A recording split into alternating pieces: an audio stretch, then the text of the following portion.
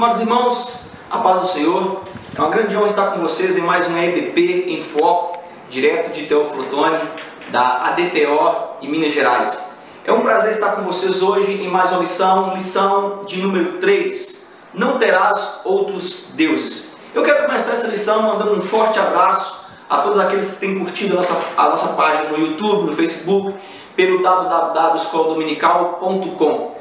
Um forte abraço para o pessoal da Turquia, Suécia, Paraguai, Grécia, França, Bélgica, Tailândia, Estados Unidos e Japão. Eu quero também mandar um super abraço para as pessoas que têm compartilhado nosso link, e eu sempre prego as 4 primeiras que têm tido conosco uma interação através da internet. Eu quero mandar um abraço então para o presbítero Murilo Guzmão, Rafael Silva, Davi Antônio, Sérgio Reis, Adilson Costa, todo o pessoal de São Paulo, Rio de Janeiro, um forte abraço. Espírito Santo, que Deus possa continuar abençoando todos vocês, professores, que têm nos dado a honra de estar conosco durante esse período da EBP em Foco. A lição de hoje é uma lição muito interessante. Nós vamos falar acerca dos mandamentos, e a revista fala acerca dos 10 mandamentos, valores divinos para uma sociedade em constante mudança. Para você que está ligado na EBP em Foco, eu estou com grandes homens de Deus, como sempre estou. Hoje tem 2 novos professores na bancada. Eu tenho comigo aqui o evangelista Alex, de Itambacuri, e tenho comigo o evangelista Wellington, também de Itambacuri. Todos os 2 são evangelistas da Assembleia de Deus da cidade de Itambacuri, muito amigo meu, pessoa maravilhosa, homens de Deus, que tem levado a palavra, tem dado uma atenção muito nobre à causa de Yeshua. Amados, eu queria deixar desde já um lembrete aos senhores da lição de número 2. Nós estudamos acerca do padrão da lei moral, e nós ela falava sobre o lavrar das tábuas de Moisés, e principalmente sobre o padrão moral e toda a lei concernente ao Antigo Testamento, ao encontro de Moisés com Deus ali no Sinai. Então hoje nós vamos falar acerca, não terás outros deuses, é a lição de número 3. Nós vamos lendo a revista, e à medida que nós fomos lendo, professor, eu queria que você pegasse a caneta, como sempre você tem feito, um pedaço de papel, ou anotasse na sua revista, para que você possa levar para a sua sala. Eu vou começar hoje com o evangelista Wellington, e ele vai ler a introdução e o tópico de número 1, a autoridade da lei. Evangelista Wellington, é com o Senhor. Primeiro a todos os internautas, com a paz do Senhor. Louvo a Deus por esta oportunidade de estarmos aqui para juntamente comentarmos essa lição de escola bíblica dominical. É um prazer muito grande todas as vezes que nós nos assentamos para aprendermos a palavra do Senhor. E é o que estamos fazendo, juntamente com todos vocês que acessam as aulas, está compartilhando conosco esse conhecimento, e assim nós vamos aprendendo e compartilhando conhecimentos. Louvado seja o nome do Senhor por isso. Estamos iniciando a lição de número 3, não terás outros deuses. É um tema bastante proporcional, um tema bastante importante para o momento. É importante observarmos que o comentarista dessa lição, o pastor Ezequias Soares, ele traz ao nosso coração, de acordo com a necessidade que temos para os dias atuais, ao observarmos os valores divinos para uma sociedade que se encontra em constante mudança. Logo no início da introdução, ele nos diz o seguinte: o primeiro mandamento vai além da proibição à idolatria. Ou seja, o mandamento ele não está simplesmente, ao observar o tema da lição, não terás outros deuses, ela não está ligada simplesmente à questão, à proibição da idolatria. É contra o politeísmo, seja em pensamento, seja em palavras. O propósito é levar Israel a amar e a temer a Deus, e adorar somente a Ele com sinceridade. Então nós entendemos nesse primeiro ponto que o comentarista ele observa um ponto importante no quesito de que não é simplesmente a proibição à idolatria, mas a qual ele é contra o politeísmo, seja tanto em pensamento quanto em palavras, porque o propósito é de levar a Israel a amar e a temer a Deus, o único Senhor, e adorá-lo somente a Ele, em sinceridade. Ao observarmos isso, nós vamos ver que Deus, ele libertou os israelitas da escravidão do Egito e por esta razão tem o direito ao senhorio sobre eles, da mesma maneira que Cristo nos redimiu e se tornou o Senhor absoluto da nossa vida. Então nós entendemos esse primeiro ponto, juntamente com os evangelistas que se encontra, de que a ideia de uma adoração somente ao Deus poderoso, somente ao El Shaddai, o Eu Sou, ela vem a partir do momento de que Deus, ele se revela a Israel, os liberta da escravidão, e aí, a partir daí, Deus vai dar as suas diretrizes, ou seja, as suas colocações, os seus requerimentos com relação ao povo de Deus. Então essa adoração ela tem que partir desse princípio de que Deus ele é dono a partir do momento que ele libertou e comprou esse povo. E aí o comentarista ele vai trazer alusão à ideia de Cristo, que tem o seu senhorio sobre as nossas vidas, a partir da ideia de que ele nos comprou pelo sangue vertido na cruz do Calvário. É importante salientarmos, né? É muito bem colocado o que o evangelista Wellington falou, que nessa introdução, professor, note para você aí na revista ou no seu pedaço de papel, que toda a Bíblia ela é contra o politeísmo. Isso devemos deixar bem claro, né? E esse termo politeísmo, anote bem do lado aí, polis do grego significa muitos, e theos, né? T-H-E-O-S, deuses. Então, muitos deuses. Consiste na crença de várias divindades. Nós vamos ter aí, às vezes nós perguntamos, uma pergunta assim, as perguntas que têm surgido nos links é o seguinte: por que então Deus tirou o povo? Amado, Deus tirou aquele povo da escravidão porque eles clamaram a Deus. Não foi porque Deus quis ir lá e retirar. Não. Nós temos que entender que eles clamaram ao Senhor. Onde está isso? Então abra comigo, Êxodo 3, versículo 9 e o versículo 10. Eu vou pedir ao evangelista Alex, que está aqui na bancada, que ele pudesse ler para mim Êxodo 3, o versículo 9 e o versículo 10, falando sobre o clamor e por que Deus então resgatou. Diz assim a palavra do Senhor: e agora, eis que o clamor dos filhos de Israel chegou a mim, e também tenho visto a opressão com que os egípcios os oprimem. Vem agora, pois, e eu te enviarei a Faraó, para que tires o meu povo, os filhos de Israel, do Egito. Então amado, preste bem atenção. Há um clamor do povo. E nós precisamos entender que Faraó era Deus para aquele povo. Então, o povo tinha como Deus. Então, Deus agora vai mostrar o seu ato de soberania, retirando o povo das mãos de Faraó, da escravidão. Isso é importante e nós precisamos entender que o estado em que eles estavam era um estado de escravidão. Agora eles são comprados, são adquiridos de volta para Deus, para Adonai. Então eles passam a pertencer a Adonai. Desde agora em diante, então nós precisamos entender esse termo de que eles são propriedade exclusiva de Deus. Amém? Eu vou continuar no tópico de número 1, a autoridade da lei, ainda com o evangelista Wellington. Por favor, meu amado. Pois bem, amados, a autoridade da lei, partindo do primeiro ponto, do ponto 1, ou subponto 1, a fórmula introdutória do decálogo, ou seja, dos 10 mandamentos. Os 10 mandamentos, eles estão registrados em 2 lugares na Bíblia. Você que está acompanhando a lição, se você observar bem, nós vamos ter 2 referências bíblicas a partir desse versículo, que é Êxodo capítulo 20, do versículo 1 a 17, e também essa ratificação que está em Deuteronômio, que por sua vez significa repetição da lei. Então nós vamos entender essa repetição da lei no livro de Deuteronômio, ambos escritos por Moisés.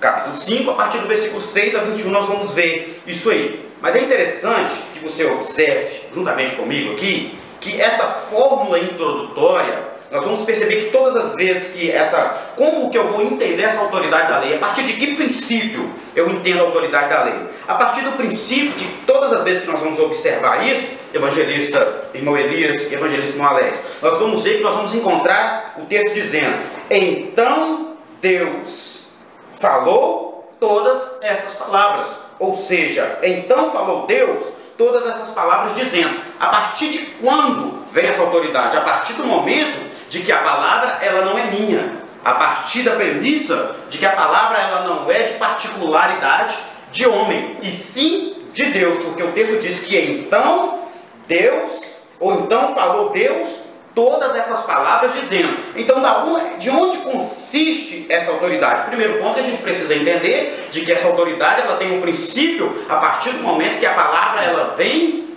de Deus. Isso gostaria de deixar bem claro aos internautas, aos professores, às pessoas que nos acompanham. Então, ao observar isso, Êxodo 21 é uma característica única, como diz o rabino e erudito bíblico Ben Jacob. Nós não temos um segundo exemplo de tal sentença introdutória, nem mesmo na passagem paralela em Deuteronômio repetida, mas aparece de maneira reduzida ao mínimo absoluto. Que ideia é essa? A partir do momento de que Deus é quem falou, a partir do momento de que toda a lei que foi dada a Moisés no Monte Sinai, ela tem um princípio de Deus, de que Deus falou.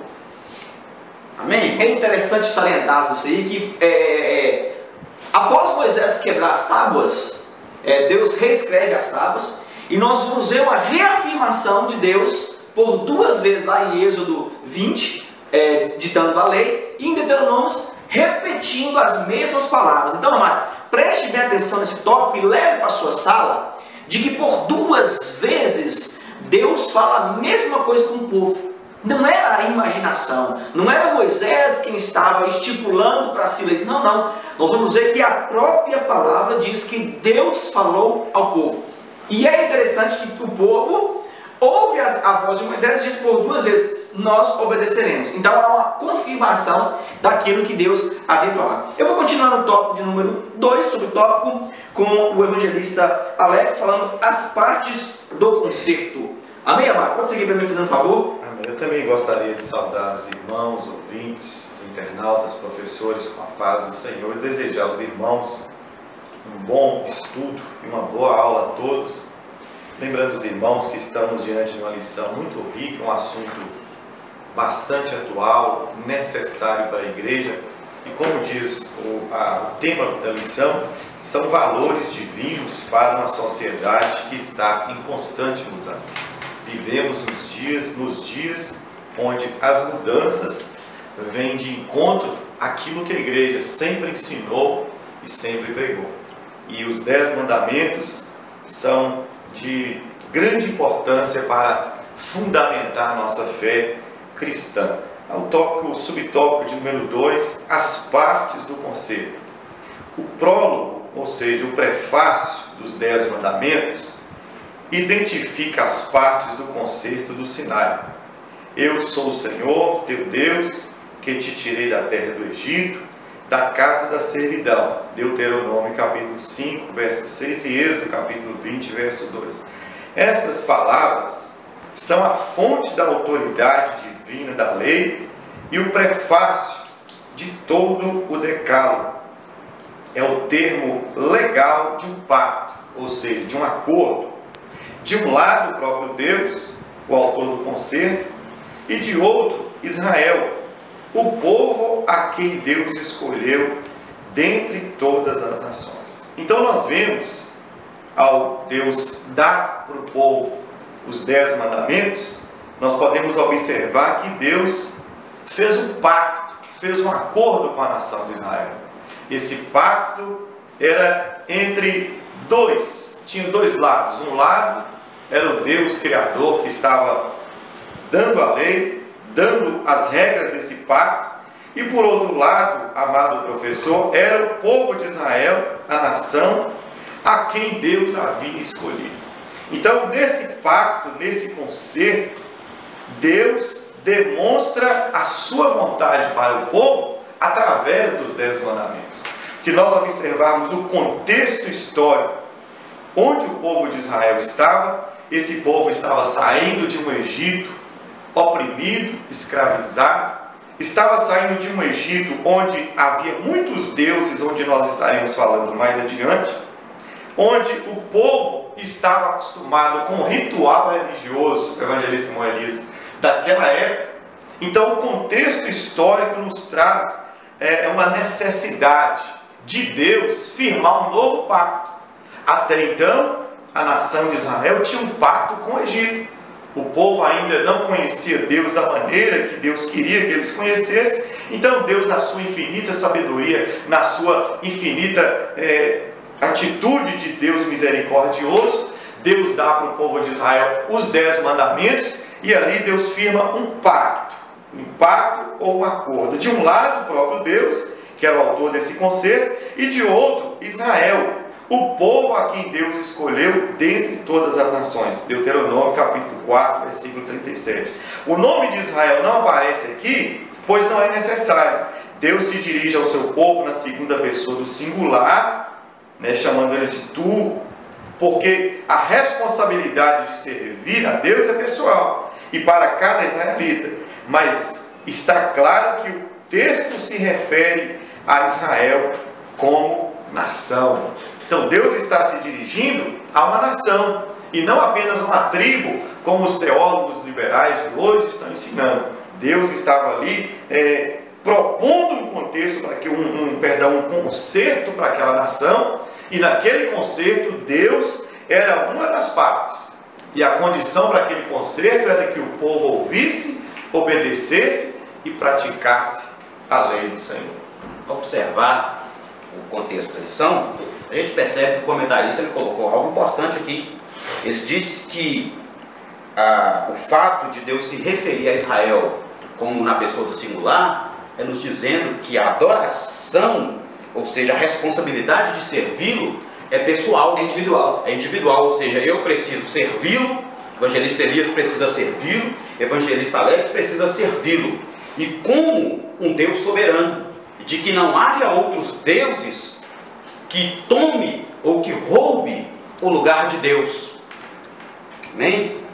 É interessante, amado, nesse esquema do que o professor Alex falou, o evangelista Alex falou, que esse início que nós chamamos de prefácio aí, está em conhecer a Deus como o Senhor, como ele disse. Antes eles estavam no estado que nós chamamos de doulos. O que é doulos?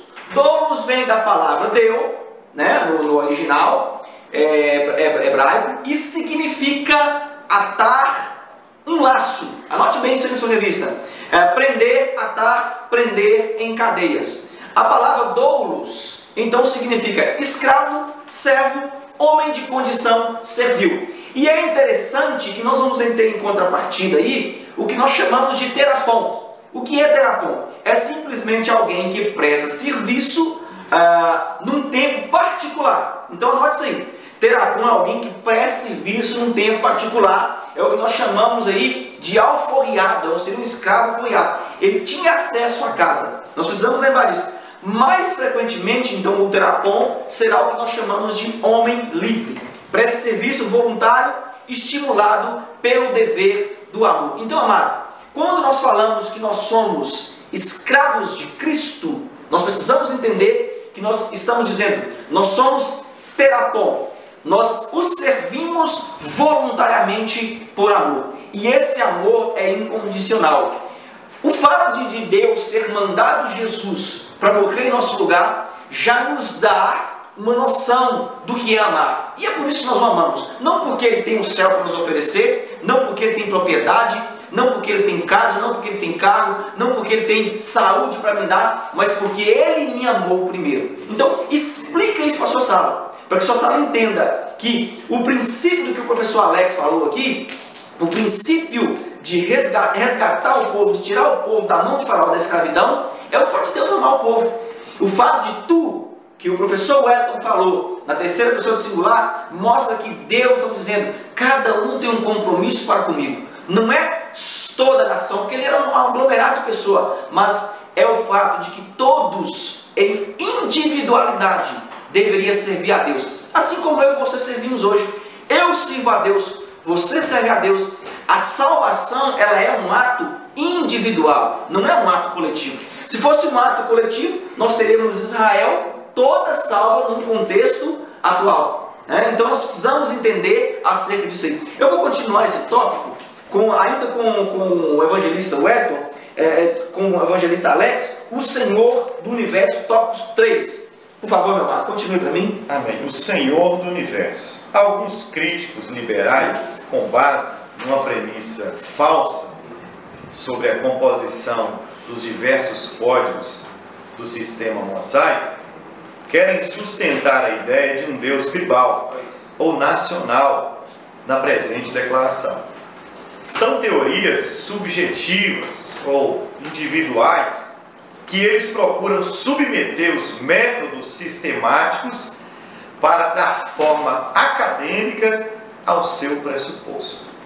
O que nós observamos nesse terceiro subtópico é que a crítica liberal e a alta crítica, como é chamado os críticos que tentam contradizer aquilo que a Bíblia ensina, é que eles procuram fragmentar, amado professor, aquilo que Moisés escreveu, aquilo que Deus deixou bem patente para nós na palavra de Deus.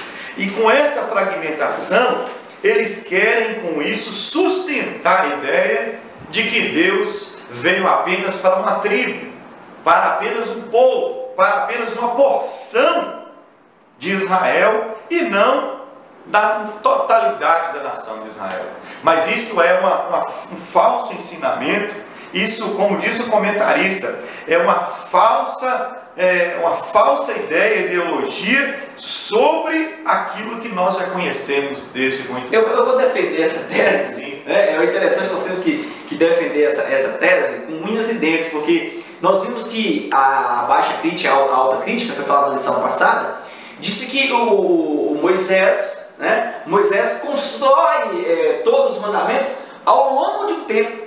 Isso é querendo descredibilizar a palavra de Deus, na lição passada, de que ele ficou 40 dias e Deus deu todo as leis para ele num fato de 40 dias. Então, eu queria dizer, premissa aí, meu amado, anote na sua revista, é preposição. Então, como bem lembrado pelo professor Alex aqui, pelo evangelista Alex, ou seja, fato pelo qual se inicia o pensamento. Então, o cara pensou, ele acha que está correto e ele começa a defender a tese de que ao longo do tempo se constituiu. Não.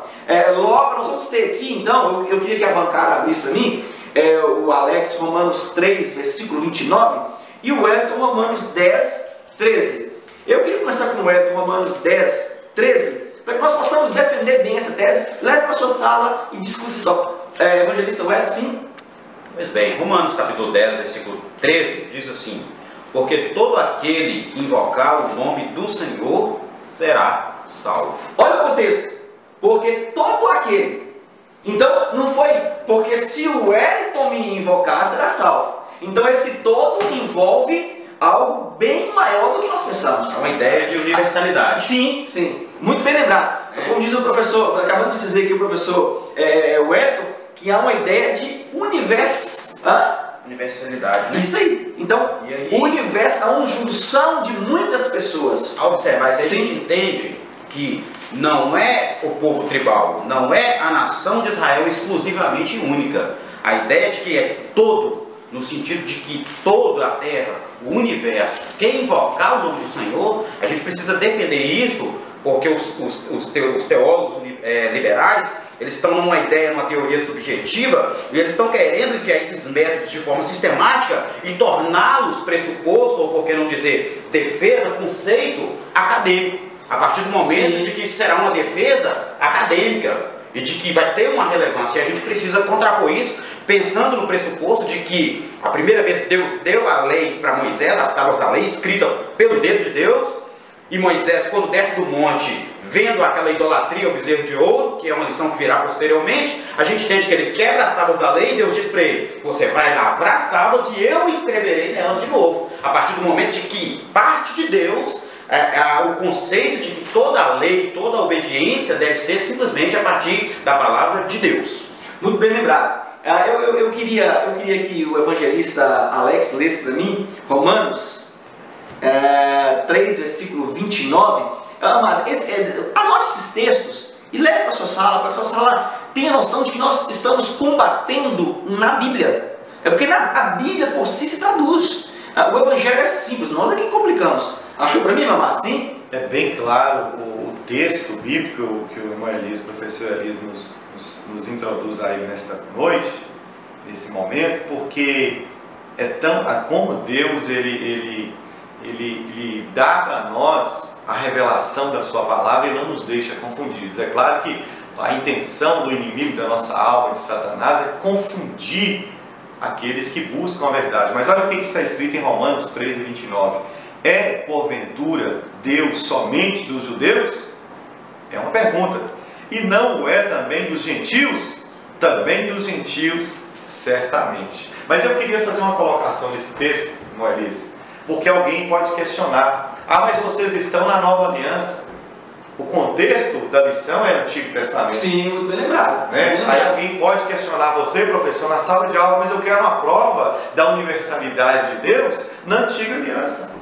E o que o professor tem que buscar? Vamos lá no Salmo de número 100, no verso 1, onde o salmista, com muita graça de Deus, ele diz para nós um dos salmos mais lindos que tem na Bíblia. Salmo de número 6, no verso 1, ele demonstra para nós que Deus é um Deus universal. Já os falsos ensinadores, os teólogos liberais e a alta crítica querem contextualizar a universalidade de Deus apenas para um povo tribal. Mas olha o que o Salmo de número 1 diz. Salmo de número 100, verso 1. Celebrai com júbilo ao Senhor todos os moradores da terra. Salmo de número 100, verso 2. Servi ao Senhor com alegria e apresentai-vos a Ele com canto.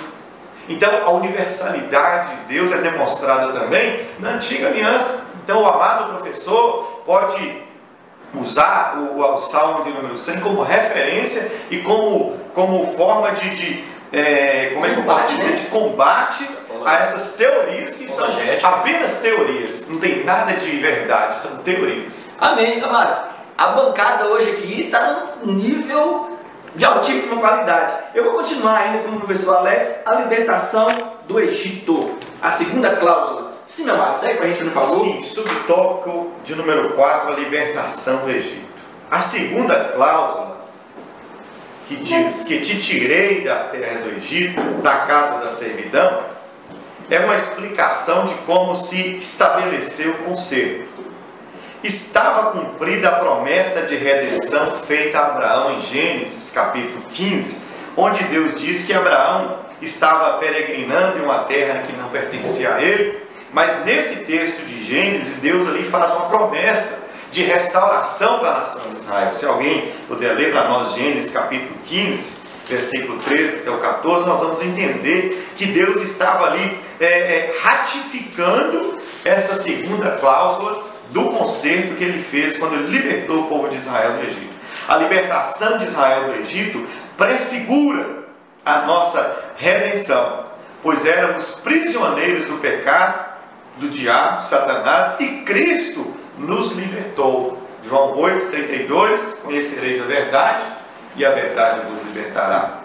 João 8,36, se pois o Filho vos libertar, verdadeiramente sereis livres. Então, a libertação do Egito é uma cláusula que Deus propõe para a nação de Israel, onde o Senhor diz: eu te tirei da casa da servidão. Quando Deus está dizendo para o povo de Israel: eu te tirei da casa da servidão, é Deus propondo para eles: eu tenho o direito de cobrar de vocês a obediência, porque eu tirei vocês da casa da servidão. Ou seja, o Senhor está impondo de uma maneira assim, cheia de misericórdia, porque Deus não obrigou o povo de Israel a sair de lá, apesar de Deus ter levantado Moisés, mas o Senhor usa de misericórdia e coloca essa primeira cláusula, da segunda cláusula: eu te tirei do Egito, da casa da servidão. É interessante nesse ponto em específico que nós vamos voltar ao princípio de Daniel, o ato de soberania. né? Então, professor, lembre disso aí, que o ato de soberania é autoridade suprema, poder soberano, autoridade de um soberano. Deus é soberano. É interessante que nós cantamos, nosso Deus é soberano, Ele reina antes da fundação do... Mas na hora de praticar a soberania, nós questionamos a Deus. Então, muito bem lembrado pelo professor Alex aqui, eu gostei que o evangelista Wellington vai ler Gênesis 15, versículo 13 e 14, mas nesse tópico de número 4 que o professor Alex leu, se destaca aí uma prefiguração, nós podemos dizer, da libertação do povo do Egito com a nossa libertação do mundo de pecado. Isso. Não é isso? Então eu queria que o senhor lesse para mim Gênesis aí, 15, 13 e 14, e depois eu vou ler aqui Colossenses 1, 13 e 15, que vai falar sobre o mesmo tópico. Sim, pode seguir para mim, meu amado. Gênesis. Pois bem, Gênesis capítulo 15, versículo 13 e 14 diz assim: Então disse Abrão, saibas de certo que peregrina será a tua semente em terra que não é sua, e servi-los-á, e afligi-lão 400 anos. Mas também eu julgarei a gente a qual serviram, e depois sairão com grande fazenda. Olha que interessante, né? Uma coisa, Deus explica sobre o tempo da escravidão, e depois ele diz assim, mas agora eu virei com o meu ato de soberania e os tirarei da mão do opressor, mas também julgarei o opressor. É interessante, Elias, evangelista Elias, que Deus ele é tão misericordioso que ele diz ao povo, diz a Abrão, dá uma visão a Abrão do futuro, do que acontecerá com a sua semente. E aí, mas Deus dá a visão, diz o povo, estarão sujeitos à servidão, à escravidão. Mas eles vão sair de lá, olha a misericórdia de Deus, com grande fazenda. Ou seja, eles vão sair da terra da servidão, vão sair de lá ricos e abastados, porque isso é a misericórdia de Deus para com a promessa feita a Abraão. Olha que interessante a gente observar esse tema aqui. Muito bom, muito bom. Eu queria ler aqui em Colossenses. Olha que interessante, a carta de Saul, o que Paulo diz. Ele nos resgatou do domínio das trevas e nos transferiu para o reino do seu Filho querido. Por meio do seu Filho temos a redenção. Olha que interessante isso aqui. Isto é, perdão de todos os pecados. Ele é a imagem invisível do Deus invisível. Ele é supremo sobre toda a criação.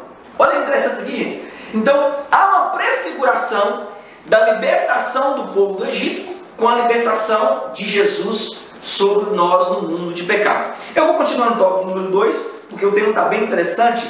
E eu vou continuar aqui acerca do primeiro mandamento. Tópico número 2 diz assim: um código monoteísta.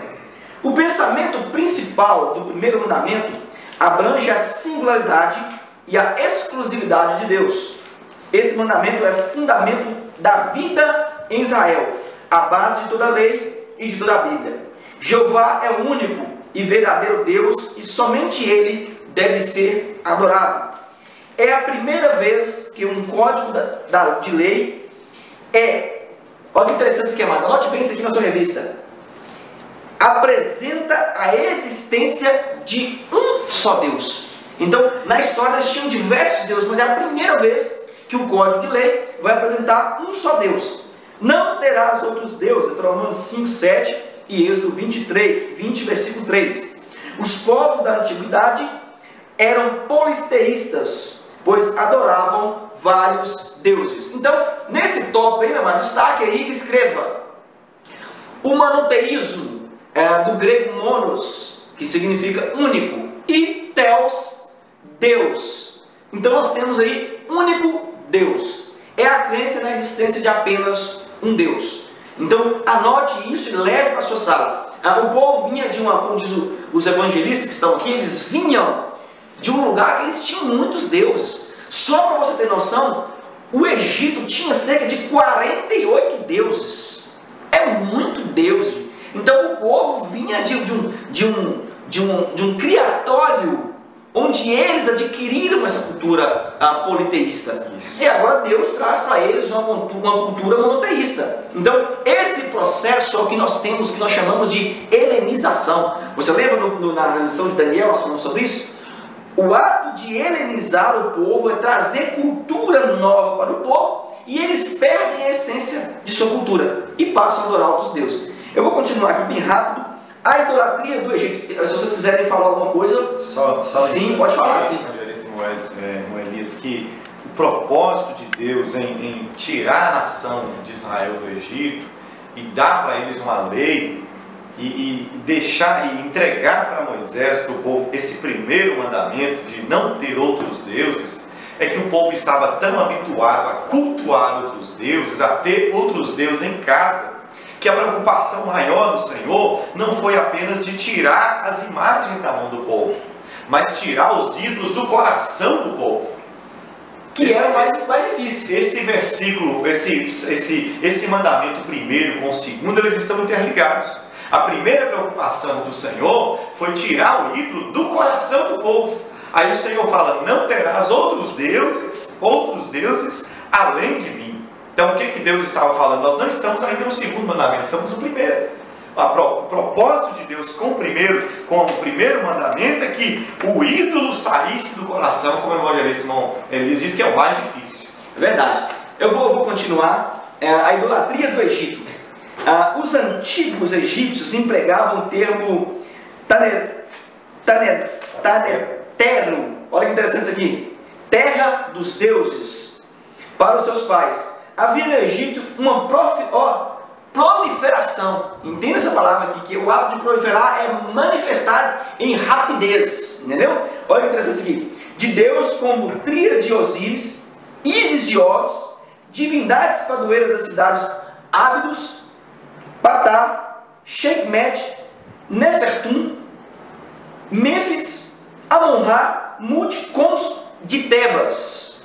Os israelitas viviam em meio a essa cultura pagã. Então, olha que interessante, eu queria trazer, eu sei que vocês vão discordar, mas eu gosto de trazer. Eu sei que eles vão discordar, mas até eu discordo dessa fase, mas ela foi muito falada durante um período aí de 1850, 1849, 60. Diz assim, Karl Marx, um grande filósofo, economista e cientista alemão, 1818 a 1883, para quem gosta de estudar isso aí, na essência de sua filosofia ele disse o seguinte: o ser humano é um produto do meio. Há concordância? Há discordância? Quando nós paramos para ver isso aqui, amado, na realidade, para a sociedade lá fora, sim. Porque eles estão no meio em que tudo é válido. Então, esse pensamento de Karl Marx é válido. Agora, para nós, a tese é refutada quando entendemos que há um impacto de Cristo e que nós passamos a filtrar as coisas do meio em que vivemos. Então, quando eu como cristão passo a filtrar o que chega até a mim, eu não sou mais um produto do meio, eu começo a ter raciocínio. Aí nós entendemos porque Paulo diz, um culto com raciocínio.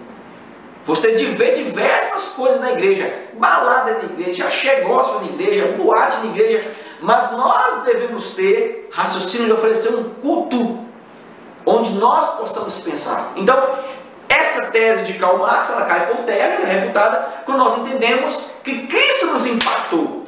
E aí nós passamos a ser nova criatura em Cristo. Eu sei que vocês querem falar alguma coisa aí, sim?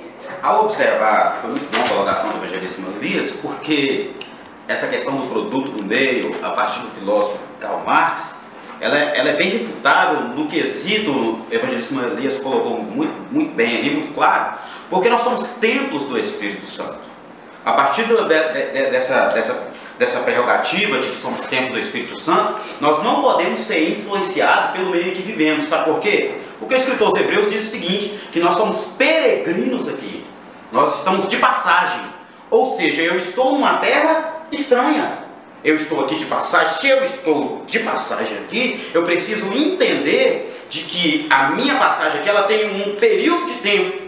E esse período de tempo nós entendemos que é até o arrebatamento da igreja. Então, como peregrinos aqui, nós não podemos nos aculturar ou helenizar, como se diz, como o evangelista Elias falou alguns minutos atrás. Esse perigo do aculturamento, da helenização, como fora feito na lição anterior que nós estudamos no livro de Daniel, e a partir dessa colocação aqui, que ela é muito propícia para o momento, nós precisamos entender de que nós não podemos ser produto do meio como quesito espiritual, como ser espiritual e até mesmo como ser social.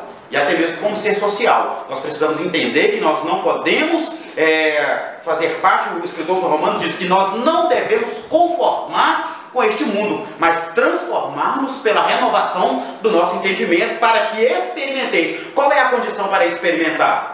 A boa vontade do Senhor, perfeita e agradável, é não conformar com este mundo. Em outras palavras, não me aculturar ou me helenizar com a questão do ser produto do meio. Se nós olharmos mais uma vez para o contexto e do propósito de Deus, e a frase que foi falada e lançada pelo evangelista irmão Elias e discutida aqui pelo evangelista irmão Hélio, o Karl Marx ele é um pouco infeliz no que se diz respeito ao povo de Deus, porque produto é um pacote, é a forma final de algo que foi feito.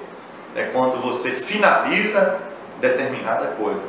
Eu poderia dizer que nós somos produtos do meio antes de termos Cristo, mas a partir do momento que Cristo entrou na nossa vida, Paulo escreveu em Gálatas capítulo 2, versículo 20: não vivo mais eu, mas Cristo vive em mim. Então a colocação do evangelista Moura foi muito objetiva, e o professor, que o amado professor que vai ensinar, que vai entrar nessa questão, nós queremos deixar claro aqui nessa bancada que nós somos produto do meio até o momento que nós não encontramos Cristo na nossa vida. Israel era um produto do Egito, estava ali vivendo sobre um jugo do Egito até o momento em que Deus se manifestou para eles. A partir daquele momento, as coisas começaram a mudar. Muito bom. Eu vou continuar com o evangelista Alex. Amado, a lição está muito boa, mas nós temos que correr por causa do tempo. Tópico 3. Como Israel preservou o monoteísmo de Abraão. Evangelista Alex, sim, por favor, continue. Como Israel preservou o monoteísmo de Abraão? É uma pergunta que poderia ser feita para a classe. O professor, antes de fazer essa pergunta, poderia sugerir para a classe, mais uma vez, o significado do termo monoteísmo, que já foi falado aqui, que é ter um Deus, que o Deus que Abraão servia era apenas um. E o escritor, o comentarista, diz que os egípcios abominavam os pastores de ovelhas, que era a principal atividade dos filhos de Israel. Aí uma pergunta para a classe: por que os egípcios abominavam os pastores de ovelhas? Continuando: por essa razão, os hebreus foram viver em Gósen, foram viver numa cidade à parte, separada da idolatria do Egito. Deus poupou o povo de Israel até nessa hora. Como os egípcios não gostavam de pastores de ovelha, e a característica principal do povo de Israel é que eles eram pastores de ovelhas, Deus, o faraó, preparou para o povo de Israel a vontade de Deus para isso foi que o faraó mandasse o povo de Israel ir para a cidade de Gósen, e lá foram eles. Deus estava separando eles da idolatria. Gênesis capítulo 46, versículo 34. Agora, o próprio Deus comunicava por meio de Moisés sua singularidade e exclusividade. Era a revelação da doutrina monoteísta. Muito bem. Amado, anote na sua revista que é interessante a atividade, essa atividade menos favorecida do povo, os leva a afastarem do paganismo. Então, às vezes as pessoas falam assim: mas o meu trabalho, eu acho que o meu trabalho não é de Deus. Amado, não existe algo que Deus coloque na sua vida que não seja dele.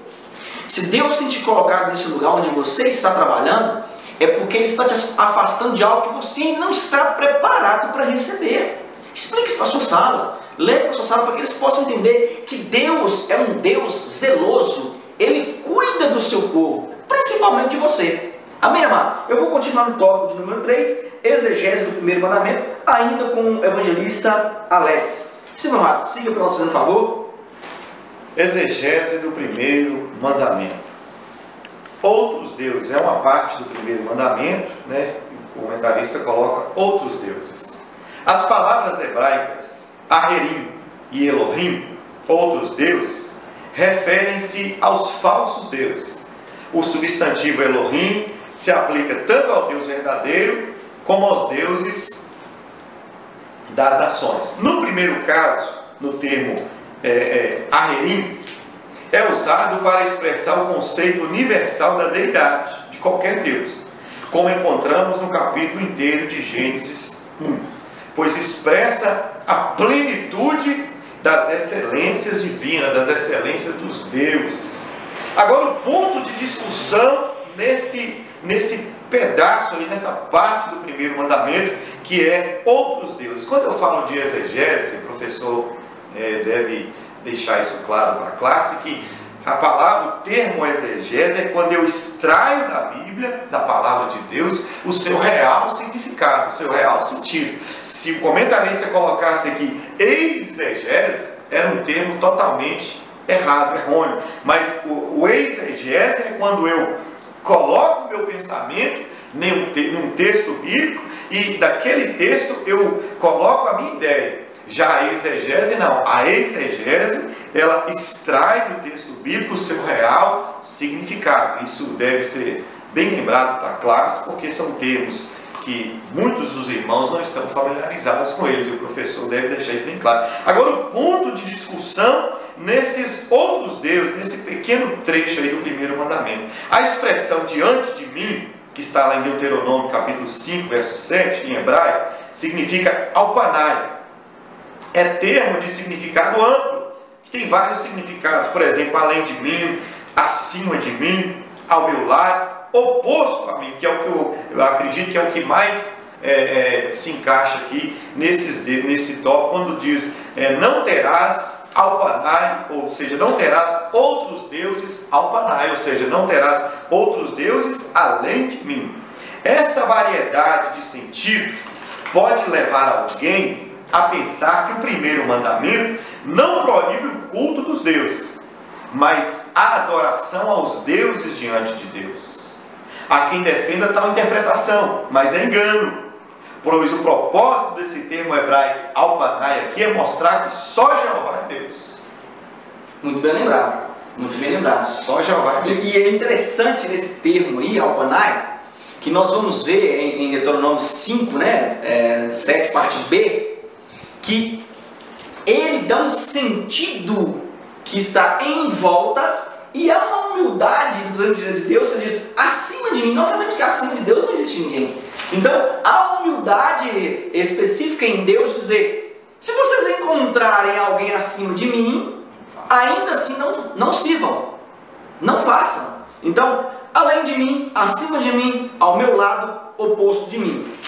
Isso nos dá um sentido que não existe ninguém com tamanha força, tamanho poder, tamanha autoridade e, acima de tudo, com a soberania que Adonai tem. Amém, meu amado? E nesse tópico, eu queria que vocês abrissem Isaías 45, versículo 6. É interessante que nós veremos o ato de Deus mostrar no Antigo Testamento o seu ato de soberania. Desde o Antigo Testamento já começa a mostrar o seu ato de soberania. E esse ato de soberania, ele vai se renovar em Jesus, em João 17, versículo 3 e versículo 4.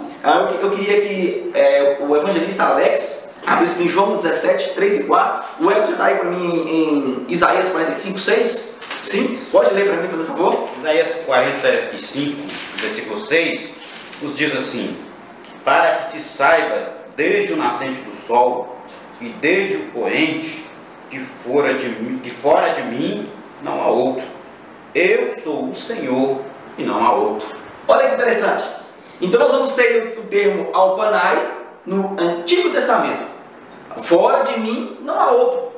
E no Novo Testamento nós vamos ver a configuração do que nós chamamos de Kyrios, em Cristo, que está aí em João 17, 3 e versículo 4. Evangelista Alex, sim. Diz assim o texto sagrado: e a vida eterna é essa, que conheçam a ti só por único Deus verdadeiro e a Jesus Cristo, a quem enviaste. Versículo 4: eu glorifiquei-te na terra, tendo consumado a obra que me deste a fazer. Olha que interessante. Há uma configuração confirmação, do termo Alconai, tanto em Isaías, como também em João, de um único Deus, né? De que Ele é a expressão em mim, fora de mim, acima de mim, não existe outro. Então, amado, preste bem atenção e anote na sua revista para que você possa levar para a sua sala. Eu vou continuar no tópico de número 3, subtópico, o politeísmo, com o evangelista Wellington. Sim, meu amado, pode continuar? Pois bem, vamos caminhar na lição, o tempo é curto, mas a gente precisa concluí-la. Politeísmo é a prática de adoração a mais de uma divindade. Essa era a prática dos cananeus e de todos os povos da antiguidade, e continua ainda hoje em muitas culturas. O termo vem da língua grega reunindo polis, muito, e Deus, Deus. Isso significa que o politeísta serve e adora vários deuses, e não simplesmente o fato de reconhecer a existência deles. Trata-se de um sistema oposto ao monoteísmo, monofúnico, e a crença de um só Deus, revelada nas Escrituras. O politeísmo está bem definido, como também monoteísmo, então não há uma necessidade da gente falar em pormenores. É muito claro, politeísmo vem a ideia de muitos, e monoteísmo é a ideia de um único Deus. E não só na questão do pensamento e de palavras apenas, mas também na questão da adoração, da cultuação e todas essas... Eu queria te atrapalhar, Sim. Só linha de raciocínio, já explicando, que às vezes nós pensamos que no nosso tempo tem politeísmo.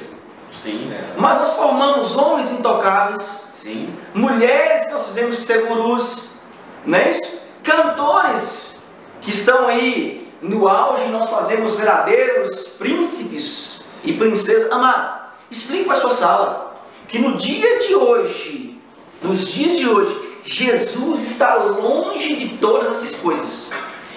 Leve um texto para a sua sala que está em Atos 7, 39 a 43. Diz assim, contudo, nossos pais se recusaram a obedecer-lhe. Ao contrário, eles os rejeitaram e em seu coração voltaram para o Egito. Olha que interessante. Dizendo, Arão, faça para nós deuses que nos liderem. Olha que interessante isso aqui. Deus que nos lidere. Pois a respeito desse Moisés, que nos tirou do Egito, nós não sabemos o que houve com ele. Então nós percebemos quando um líder de Deus sai da frente da igreja, Arão toma conta e começa a levantar bezerros de ouro. Então toma cuidado com isso, Marco. Eu sei que tem pastores nos vendo. Vamos um recado para você. Cuidado com a sua liderança. Cuidado com quem está à frente dos seus trabalhos, porque de repente você está levantando bezerros de ouro em sua igreja, você não está sabendo. Eu vou continuar, porque o tempo também é escasso. E eu vou continuar no tópico de número 4, que fala ainda sobre monoteísmo.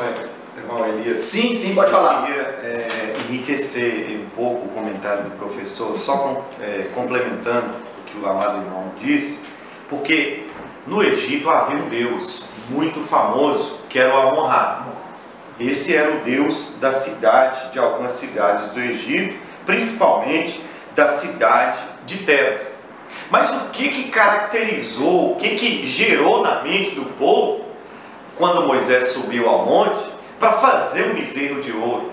Aí eu fui pesquisar e fui buscar isso. Por que o bezerro, evangelista Manuel? Existia no Egito um deus boi sagrado. O boi era sagrado no Egito. Não é só na Índia. A Índia hoje copiou uma maldição egípcia.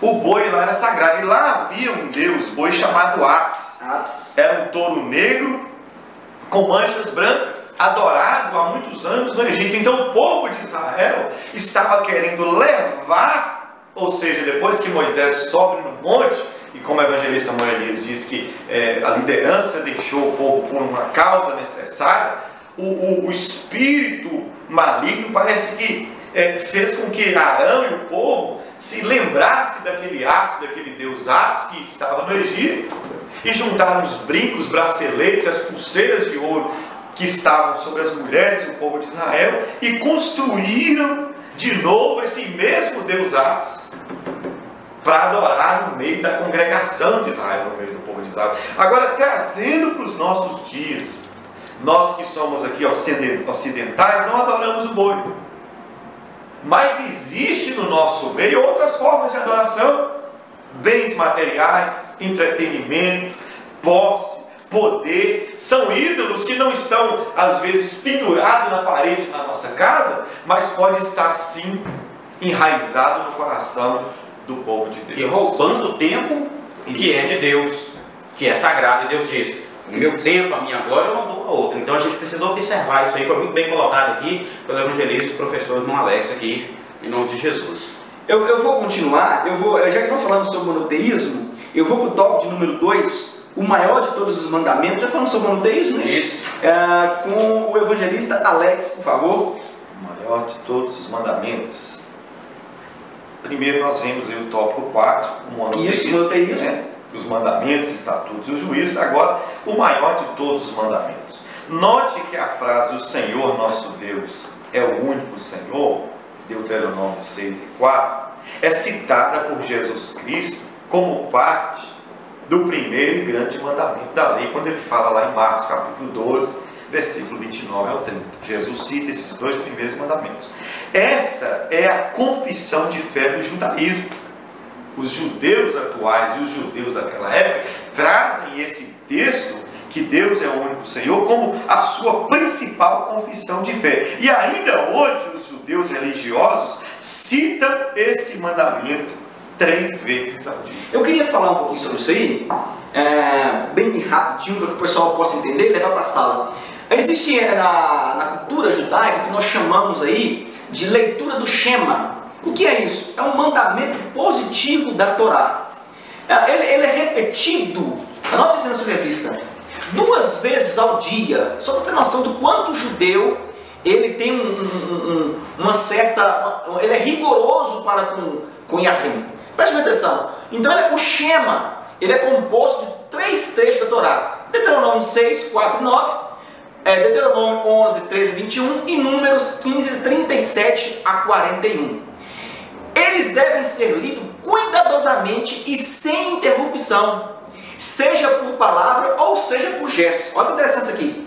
Eles cobrem os olhos com a mão direita e recitam o primeiro versículo do Shema para maior concentração. Ao pronunciar o nome de Adonai, que nós dizemos Deus, deve-se estar em mente que ele é eterno. Existe, existiu e existirá. A última palavra do primeiro versículo é Ashed. Ashed é composta por 3 letras hebraicas.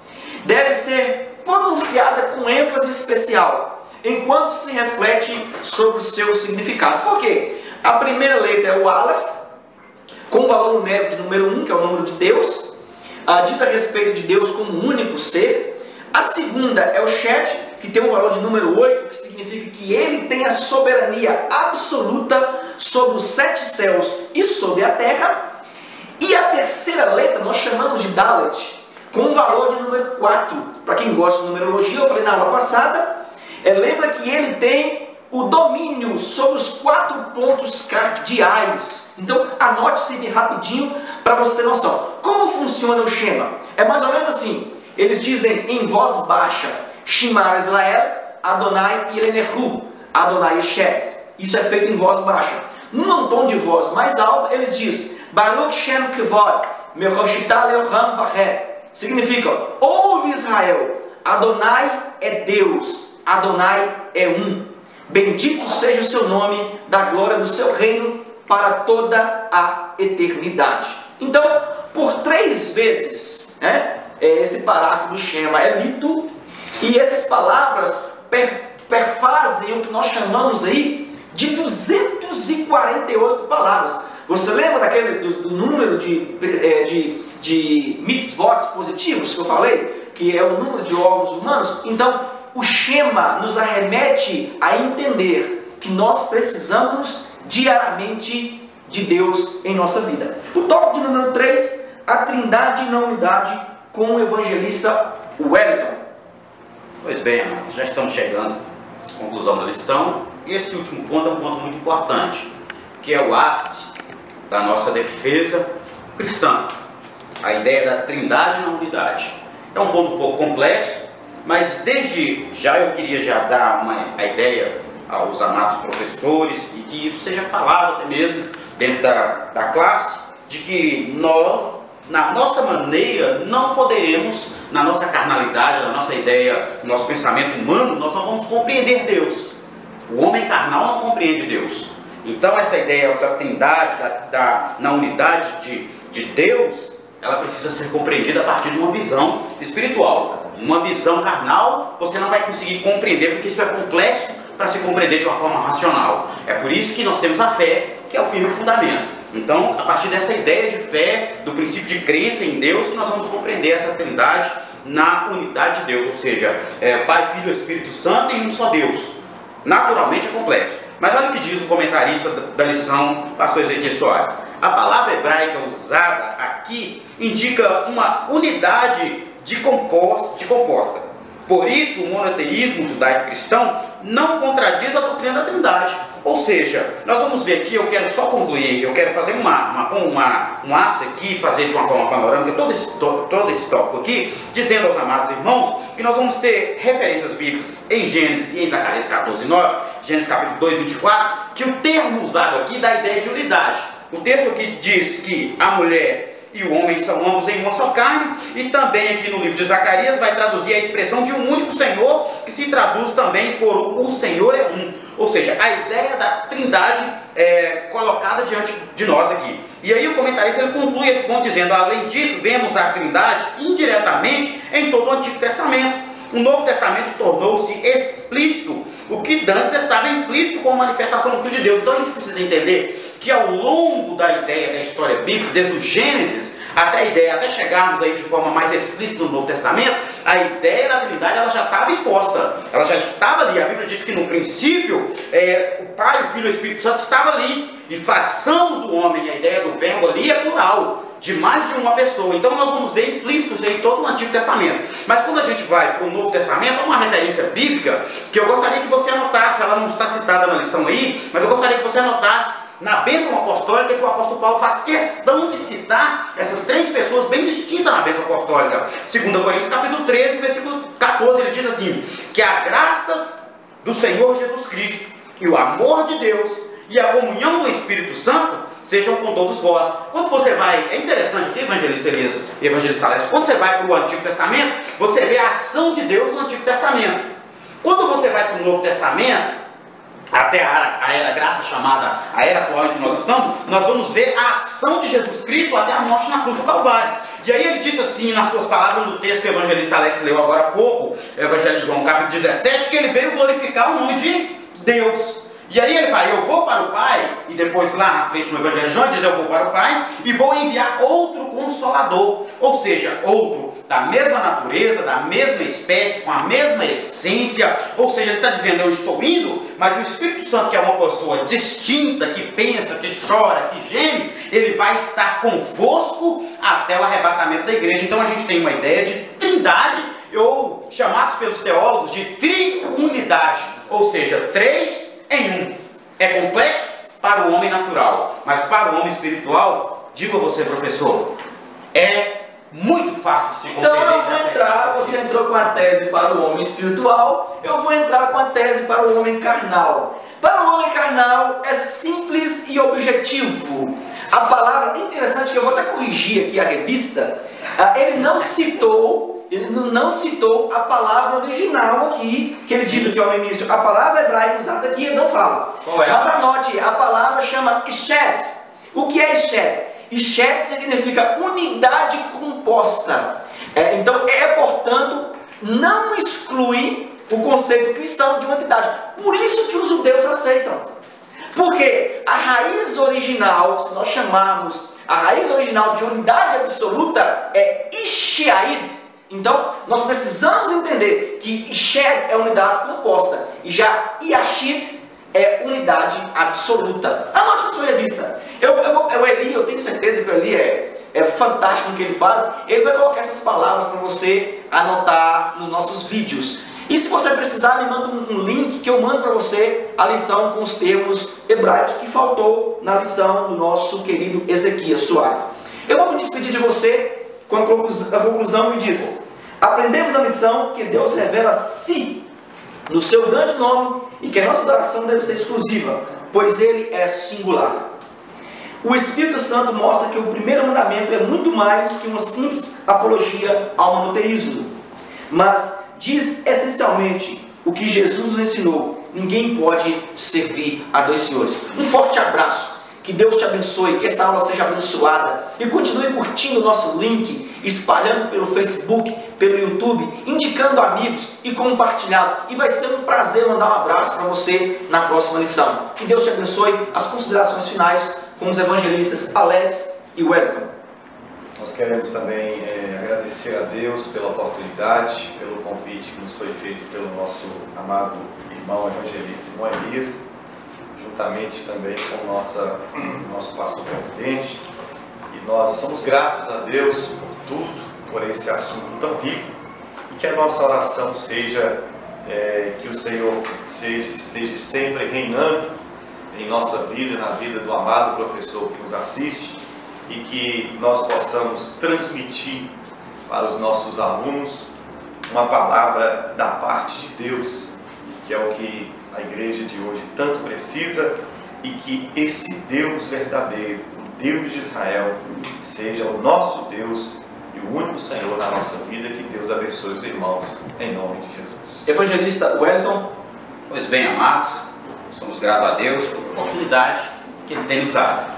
Louvo a Deus pela vida do evangelista irmão Elias, que nos fez o convite. Deus continua abençoando pelo trabalho assim realizado. Sou grato a Deus também pela vida do nosso pastor presidente, pastor Valdivino Eugênio. Que Deus continue abençoando, que tenha apoiado esse trabalho, inclusive em outros momentos esteve aqui juntamente também fazendo parte da mesma bancada. Que Deus continue abençoando, porque é um homem de visão, um homem que sabe que o reino dos céus ele é feito desta maneira. Que Deus abençoe. Digo ao caro professor, amado professor que nos ouve, aquilo que nós não conseguimos colocar ou esclarecer, lhe digo nesta ocasião: peça ao Espírito Santo que lhe revele. E digo mais: quanto mais bíblicos nós formos, menos corremos o risco de errar. Que Deus abençoe. Amém, professor? Espero ter os professores mais uma vez comigo. O convite está feito. O dia que se sentir à vontade, podem voltar. Amado, que você tenha tirado muito proveito dessa aula. Eu me senti honrado de estar com esses homens de Deus. Aprendi muito aqui nessa noite, durante essa aula. E que Deus possa te abençoar, porque a honra, a glória e a majestade é dele para todos sempre. Amém. A paz do Senhor.